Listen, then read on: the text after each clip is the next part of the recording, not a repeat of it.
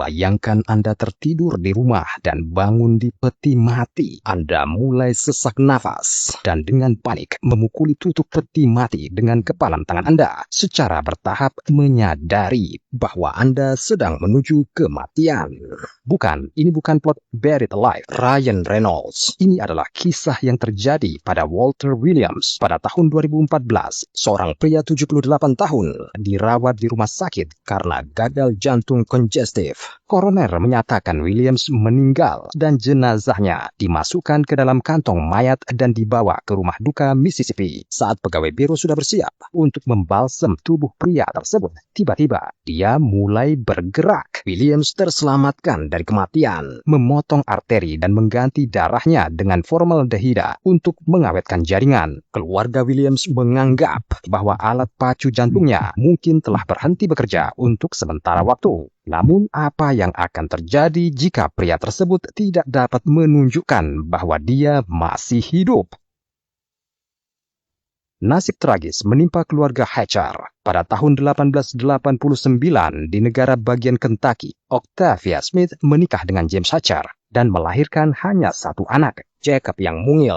Anak itu meninggal tak lama setelah lahir dan rasa syok karena kehilangan bayi menyebabkan Octavia depresi. Wanita itu terbaring di tempat tidur dan penyakitnya semakin parah selama beberapa bulan berikutnya. Octavia pun koma dan dia tidak bisa bangun. Octavia dinyatakan meninggal karena sebab yang tidak diketahui pada tanggal 2 Mei 1891. Musim semi itu terasa luar biasa panas dan karena pembalseman belum menjadi praktik umum, penguburan Octavia tidak memakan banyak waktu. Tubuhnya ditempatkan di peti mati dan pemakaman diadakan. Namun beberapa hari kemudian, warga kota lain mulai menunjukkan gejala yang mirip dengan Octavia. Gigitan lalat tsetse menyebabkan penyakit tidur yang membuat beberapa penduduk kota tertidur lama dan kemudian terbangun. Hatcher dan keluarganya mulai khawatir apakah Octavia mengidap penyakit yang sama. Dalam keadaan koma, nafasnya cukup lambat sehingga dokter percaya dia telah meninggal. Sementara Octavia sebenarnya dikubur hidup-hidup.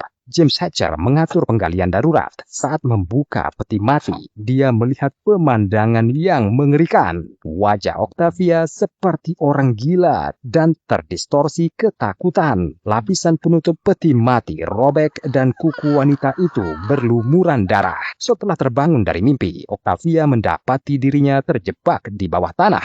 Namun ketika pria itu menarik tubuhnya keluar dari peti mati, sudah terlambat. Kali ini wanita itu benar-benar mati. Pada abad ke-19, rasa takut dikubur hidup-hidup masih melekat di benak orang. Edgar Allan Poe menggunakannya dalam cerpennya The Premature Burial yang pertama kali diterbitkan pada tahun 1844. Inilah cerita protagonis berjuang dengan serangan gangguan tunggal yang telah disetujui oleh dokter untuk disebut katalepsi, kondisi medis nyata yang ditandai dengan trans seperti kematian dan kekakuan tubuh. Plot berfokus pada fobia karakter utama, ketakutan dikubur hidup-hidup, dan upayanya untuk mencegahnya. Dia menjadi semacam biarawan.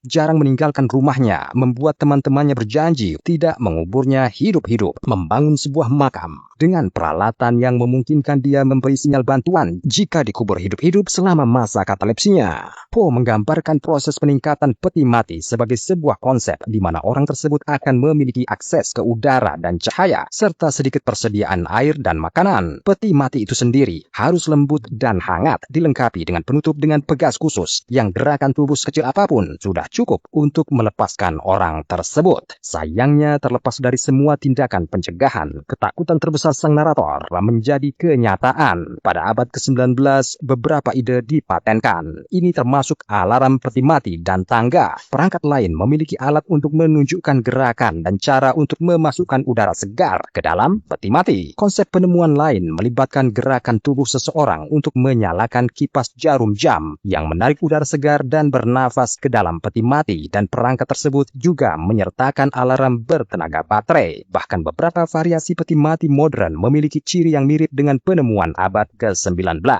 Misalnya, satu paten peti mati dari 2010 menampilkan sistem pengumuman audio yang berisi berbagai file audio yang diputar secara otomatis sesuai dengan jadwal yang telah diprogram, sehingga memungkinkan orang yang masih hidup berkomunikasi dengan orang yang meninggal. Versi lain dari paten dari 2015, termasuk pemutar musik digital bertenaga surya yang memungkinkan baik yang hidup maupun yang mati untuk mendengarkan musik dan pesan audio. Ada juga speaker di peti mati dan jack headset di batu nisan. Tampaknya di dunia sekarang ini, dengan akses ke perangkat yang memantau detak jantung, gelombang otak, dan pernafasan, cerita tentang dikubur hidup-hidup tidak mungkin ada sama sekali. Meskipun demikian, bangun di kamar mayat lebih umum dari yang Anda bayangkan. Pada tahun 2014, seorang wanita berusia 91 tahun di Polandia menjadi sensasi nyata ketika dia terbangun di lemari es kamar mayat setelah dinyatakan meninggal. Meskipun Janina Kolkovic menghabiskan 11 jam dalam cuaca dingin, dia ternyata masih hidup dan sehat. Penemuan mengejutkan ini terjadi setelah staf kamar mayat mendeteksi gerakan di dalam tas berisi tubuh wanita tersebut. Dr. Veslava Cis meyakinkan mereka bahwa jantung pasien telah berhenti berdetak, tetapi dia tidak bernafas. Jadi dokter yakin Kolkovic telah meninggal. Penyebab diagnosis kematian palsu dapat berupa kondisi yang disebut katalepsi, gangguan saraf di mana pernapasan melambat, kepekaan terhadap rasa sakit berkurang, dan otot-otot orang yang hidup dapat menjadi kaku. Ini berarti bahwa tes kematian seperti menusuk kulit dengan jarum, cermin di bawah hidung, dan memotong daging mungkin tidak berhasil pada pasien kataleptik. Protagonis Edgar Allan Poe berjuang dengan kondisi yang sama dalam cerita yang telah disebutkan penguburan dini. Beberapa kisah lain membuktikan bahwa penguburan hidup-hidup dapat terjadi bahkan di zaman kita. Jadi, apa yang harus dilakukan dengan seseorang yang diidentifikasi meninggal tanpa dapat menunjukkan tanda-tanda kehidupan di kamar mayat di bawah tanah?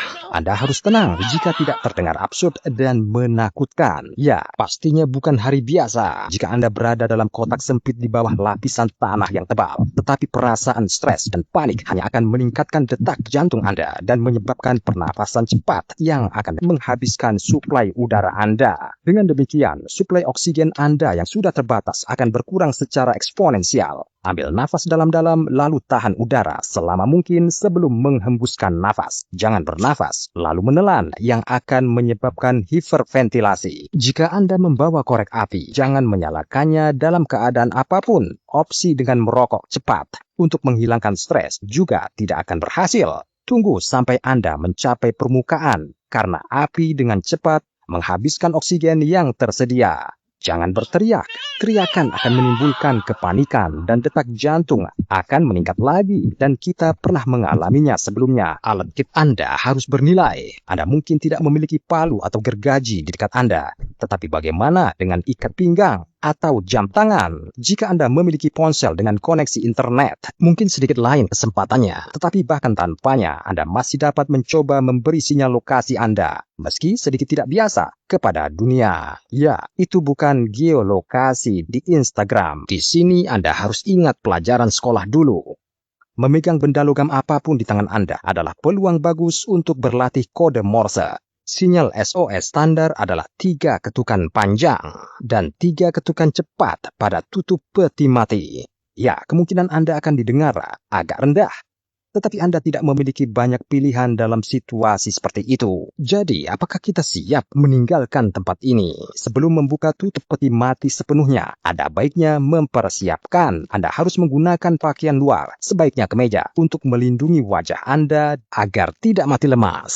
Tidak mungkin mengganti pakaian dengan tenang di ruang terbatas seperti itu. Jadi, Anda harus menyilangkan tangan di dada dan kemudian merentangkannya sehingga siku tertekuk dan tangan bertumpu di bahu. Selanjutnya, Anda perlu menarik kemeja melewati kepala dari bahu dan melakukan squat parsial sejauh ruang memungkinkan. Pada titik ini, Anda akan menyesal tidak melakukan pemanasan di pagi hari dan kemudian menarik kemeja tersebut. Ikat bagian bawah kemeja dengan simpul. Anda membutuhkan kemeja yang hanya memiliki satu bukaan besar di bagian leher, seperti tas. Tarik kemeja melewati kepala Anda melalui lubang leher sehingga simpulnya terkunci di bagian atas kepala Anda. Masker improvisasi ini akan melindungi Anda selama pendakian ke permukaan. Jadi, sepertinya sudah waktunya untuk keluar. Sekeren penampilan Uma Thurman di Kill Bill saat dia menghancurkan tutup peti mati dengan tinjunya. Anda harus meninggalkan fantasi kekanak-kanakan Quentin Tarantino dan menggunakan kaki Anda. Mulailah menendang tutup peti mati. Anda akan membutuhkan tangan Anda nanti. ada kemungkinan peti mati yang murah telah terbelah sedikit karena berat bumi yang akan membuat pekerjaan Anda lebih mudah.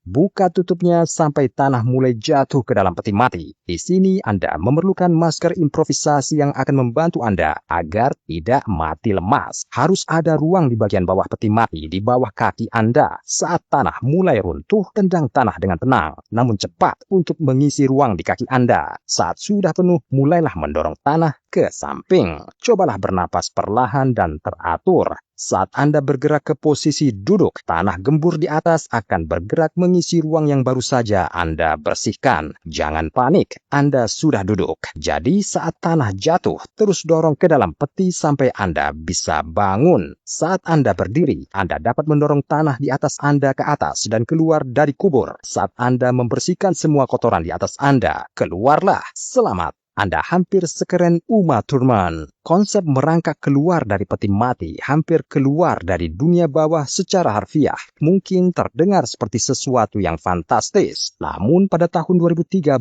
seorang pria di Brazil berhasil keluar dari kuburnya setelah terluka dalam perkelahian. Sayangnya pada tahun 1800-an, Octavia Hatcher tidak menemukan riddle untuk tutorial ini. Sekarang Anda tahu apa yang harus dilakukan jika Anda terkubur hidup-hidup. Dan jangan khawatir jika Anda tidak dapat mengingat semuanya. Mengingat betapa cepatnya tren dunia saat ini berubah dan orang-orang semakin mengkremasi diri mereka sendiri, mengolah diri mereka menjadi keripik atau lebih suka tumbuh dengan biji, kemungkinan selama bertahun-tahun konsep penguburan dalam peti mati seperti yang kita tahu akan terjadi, berubah dengan cepat. Ya, maka proses kremasi ulang akan sedikit lebih sulit untuk disingkirkan.